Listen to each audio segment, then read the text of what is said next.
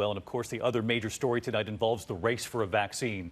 We learned just before we came on the air tonight that there could be a setback tonight in what had been one of the most promising studies from the University of Oxford. Their human trials reportedly temporarily on hold tonight after a reported serious reaction in one of their volunteers.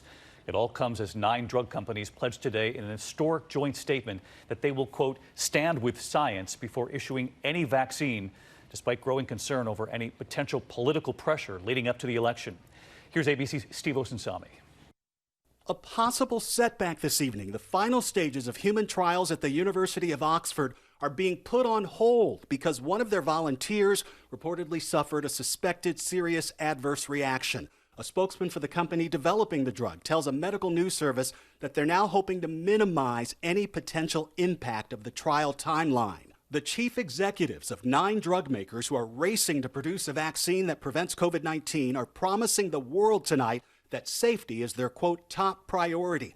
In their rare statement together, they write that they won't ask for approval or even emergency use of any vaccine until demonstrating safety and efficacy through a phase 3 clinical study. We believe this pledge will help ensure public confidence in the rigorous scientific and regulatory process. For weeks now, the president keeps suggesting that a vaccine could be ready by Election Day.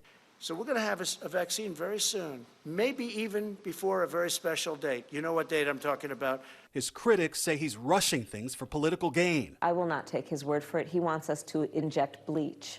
No, I will not take his word. But even Joe Biden says it's good for everyone if the Trump administration can help produce a safe and effective vaccine that's readily available by November. If I could get a vaccine tomorrow, I'd do it. If it cost me the election, I'd do it. We need a vaccine. We need it now. The CEO of Pfizer says they'll know soon if the president's timeline is possible. Our base case predicts that we will have an answer by the end of October. The nation's top infectious disease doctor still doubts a vaccine will be ready by Election Day. He does think more than one will end up making it to market, but says the demand will be so high you likely won't get to choose. I don't think you're going to be able to pick and choose like you would in a candy store. We're now learning tonight of at least one trial location here in the U.S. that is no longer using that Oxford vaccine to inject into volunteers until we learn more about this adverse reaction. David. All right, the ripple effect already here. Steve, our thanks to you again tonight.